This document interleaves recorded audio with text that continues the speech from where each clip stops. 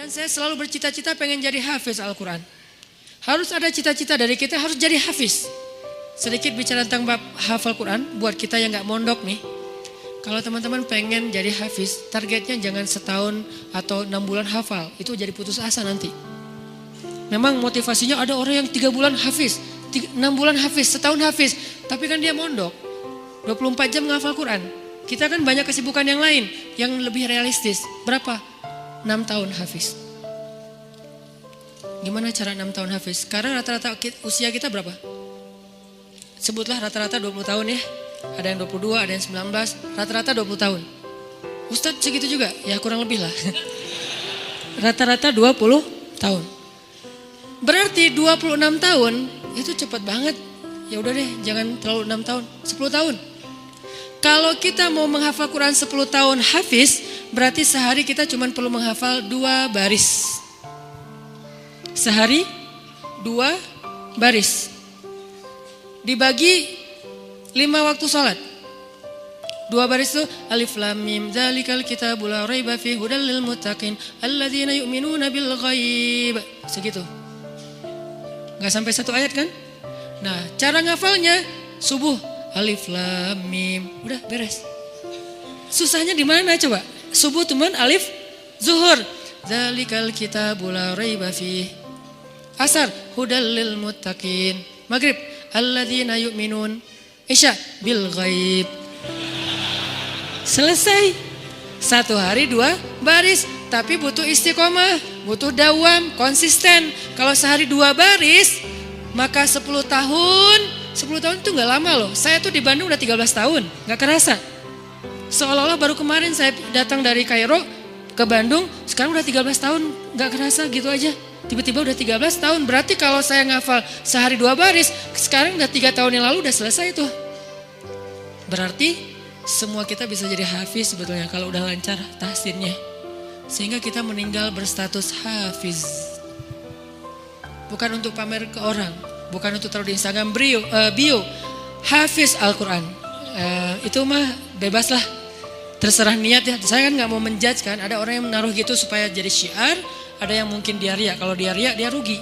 Kan ngafal Quran gak gampang, masa mau dihabisin dengan hanya taruh di bio, rugi banget tuh. Ini kenapa saya sedikit masukin ke bab hafiz. Saya berharap kalau ada yang dengar ceramah ini jadi termotivasi menghafal Quran, saya dapat pahala dari yang menghafal itu. Ternyata targetnya gampang, 2 baris sehari, 10 tahun khatam. 2 baris itu gampang banget. Alif, alhamdulillah. Zuhur, Rabbil Alamin. Asar, Ar-Rahman. Maghrib, Ar-Rahim. Segitu doang ngafalnya, gampang banget. Kul, Zuhur, ya. Asar, ayyuhal. Gitu doang kan, saking gampangnya. Kapan itu khatamnya Ustadz? Gak tahu pas sakaratul maut kali. Saking pendek-pendeknya. Nah maksud saya, target sebelum meninggal hafiz. Tapi kan kita gak tahu usia kita Ustadz. Memang kita gak tahu. Ini mah target semampu kita. Kalau meninggal sebelum 10 tahun, yang penting kita udah punya niat. Siapa yang berniat baik dan tidak tercapai, maka dia dapat pahala kebaikan yang utuh. Siapa yang tercapai, dia dapat pahala 10 kali lipat. Kalau kita meninggalnya usia 40 tahun, usia 50 tahun, udah hafiz. Tahu gak kedudukan hafiz di akhirat nanti kayak gimana? Itu keren banget. Harus cemburu kita sama orang yang hafiz tuh. 1, dijamin surga, kalau dia ikhlas, dijamin surga. Kita tuh bukan golongan sahabat. Saya kemarin pas datang ke kuburan Uhud ya, namanya Jannatu Uhud, surga Uhud. Kenapa? Karena di situ dimakamin 10.000 ahli surga.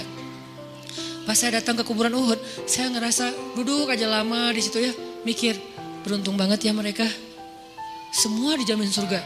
Duduk di kuburan Uhud itu nggak ada serem-seremnya. Benar-benar namanya surga Uhud. Karena kayak kita duduk di atas taman surga.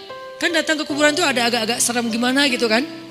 Ini gak ada seremnya sama sekali, nyaman. Merpatinya banyak, hinggap di atas kuburan-kuburan itu. Dan di atas kuburan itu kita bisa tahu beberapa. Ini kuburan Sayyidah Aisyah, ini kuburannya Ibrahim anak Rasulullah, ini kuburannya Imam Malik, ini kuburannya misalnya Fatimah, ini kuburannya Ummu Kulsum, putri-putri Rasulullah. Duduk aja di atas kuburan para sahabat. Beruntung banget ya mereka dijamin surga. Kita nggak dapat kesempatan itu karena nggak sezaman dengan Nabi. Tapi kita punya kesempatan lain. Gimana? Hafiz Al-Quran, dijamin surganya. Dengan syarat ikhlas dan tidak berbuat dosa besar. Dijamin surga. 1. Kedua, bisa bawa 10 orang selain mantan ke surga. Kasihan juga ya mantan ini ya. Makanya jangan jadi mantan. 10 orang. Siapa aja? Ayah, ibu, udah pasti tuh. Makanya saya pengen menghafal Quran biar kalau saya khatam, saya ngerasa di dunia tuh belum sempat berbakti sama ibu dan ayah saya. Keburu meninggal pas tsunami. Nanti saya pengen berbaktinya di akhirat. Berbakti di akhirat, hafal Quran. Sehingga nanti di akhirat saya berharap berhusnuzon ke Allah, bukan sok pede ya. Kayak Ustaz udah paling pasti masuk surga aja. Bukan, husnuzon ke Allah. Nggak boleh sok pede. Kalau sok pede namanya mentazkiyah diri sendiri. La tuzakku anfusakum. Berhusnuzon ke Allah, Allah maha menepati janji. Saya bisa bawa, mak, yuk ikut abang. Kemana bang? Surga. Kan enak ya. Bapak, yuk ikut abang, kemana? Surga. Kakak saya meninggal juga di tsunami. Itu buat saya ibu kedua saya setelah ibu saya, karena dia paling banyak berkorban. Kak Yus, yuk ke surga. Kemana? Ayo ikut abang, kemana bang? Surga. Itu tuh kayak goals, akhirat goals lah. Kalau kita punya life goals, ini adalah akhirat goals. Buat siapa lagi? Istri. Buat siapa lagi? Anak. Kalau semuanya hafiz oh, ya berarti lebih banyak lagi yang bisa kita bawa. Itu tuh keren banget.